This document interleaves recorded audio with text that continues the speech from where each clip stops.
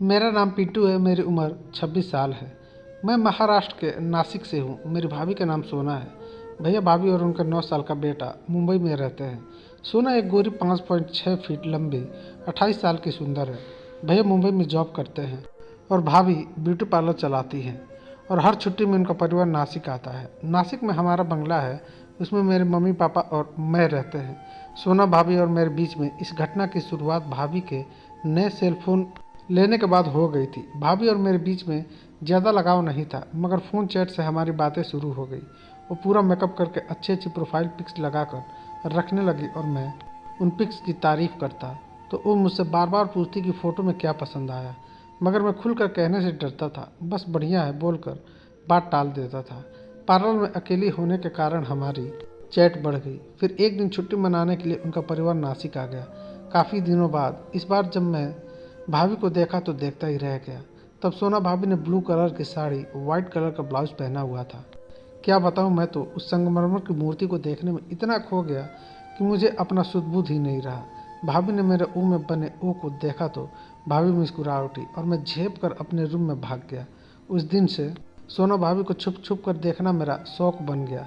उनकी हर अदा को मैं अपनी आंखों में समाने लगा। ये सब आम बातें हो गई। अब तो मजाक मजाक में भाभी और मैं द्विअर्थी शब्दों में भी बातें करने लगे, जैसे कि दूध पीना, आम चूसना वगैरह वगैरह। घर पर हमें ज़्यादा एकांत नहीं मिल रहा था। ऐसे ही दिन कटते रहे। मैं खुद चाहता था कि सोना भाभी खुद से कोई पहल करे। अब मैंने ठान लिया था कि सोना भाभी को वो करना ही है। मैंने एक दिन मौका देखकर किचन में भाभी की वो कर दिया तो वो मुझे गुस्से में देखने लगी और बोली, देवर जी आपको अभी शादी कर लेनी चाहिए। मैं सिटपिटा कर वहाँ से चला गया। फिर चैट पर मैंने भाभी से सॉरी बोल दिया। अचानक उनका जवाब आया, कैसा लगा। मैं सोचने लगा शायद भाभी को मेरा वो पसंद आया तो मेरी हिम्मत बढ़ गई और मैंने जवाब लिख दिया कि ऐसा लगा कि ज़िंदगी भर वो करता रहूं। सोना, देवर जी आप पागल हो। मैं सच में पागल हूँ। आप हो ही ऐसी कि आपसे दूर नहीं जाया जाता। सोना बोली, तो पास में क्यों नहीं ले लेते। मैंने बोला, आप मौका तो दो। सोना, सब्र का फल मीठा होता है। बाय। अब तो साफ था। मुझे ऐसा लग रहा था कि भाभी तैयार है। मैं मौके की तलाश में था। एक दिन मॉम ने मुझे भाभी को बाजार ले जाने को कहा। मैं खुश हो गया। सोना भाभी ने उस दिन मस्त ब्लैक लेगी और रेड लॉन्ग टॉप पहना था। मैंने बाजार जाने के लिए एक्टिवा निकाली तो भाभी बोली, देवर जी आप पीछे बैठो। सोना भाभी के पीछे बैठकर मैं भाभी से चिपक गया तो सोना भाभी ने धीरे से ब्रेक लगाकर जैसे मुझे और वो की अनुमति दे दी। मेरा दिमाग घूम गया। बाजार से निपट कर हम घर वापस आ गए। अब तो छूना और वो करना आम हो गया। एक दिन भाभी मुझे नाश्ता देकर रूम में आई तो लिप किस देकर वो छू कर भाग गई। उसी दिन भैया को मुंबई जॉब पर अचानक बुलावा आया। छुट्टी खत्म होने में अभी एक हफ्ता था। भैया बोले, मैं मुंबई चला जाता हूँ, अगले हफ्ते तुमको मेरा भाई छोड़ देगा। यह कहकर भैया मुंबई चले गए। शाम को मैंने सोना भाभी को मैसेज किया, आज की रात हम साथ में कमरे में बिताएंगे। फिर मैं उनके बेटे के साथ बाहर घूमने गया। उसे ढेर सारी चॉकलेट खरीद कर दी और अपनी सोना भाभी के लिए एक डार्क चॉकलेट कैडबरी ली और कुछ ओ ले लिए। घर आकर खाना खाने के बाद सोना भाभी ने अपने बेटे को मॉम डैड के कमरे में सुला लिया। मैं ऊपर अपने रूम में जाकर भाभी की राह देखने लगा, मगर 10 बज गए फिर भी सोना भाभी नहीं आई। मैं खुद उन्हें देखने गया तो रसोई में वो साफ़ सफाई कर रही थी तो मैंने उन्हें पीछे से पकड़ लिया।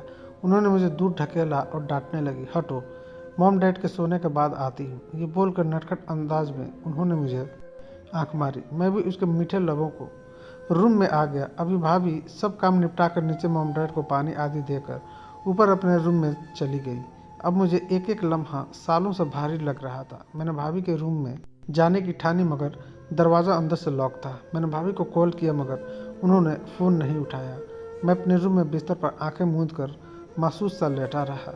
मेरे मीठे सपनों को भाभी ने धोखा दिया। ऐसा लग रहा था कि भाभी के मीठे लब मेरे लबों से मिल गए। जैसे मैंने आंखें खोली, सोना भाभी मुझसे दूर होकर खड़ी हो गई। घड़ी में रात के 12:30 बज रहे थे।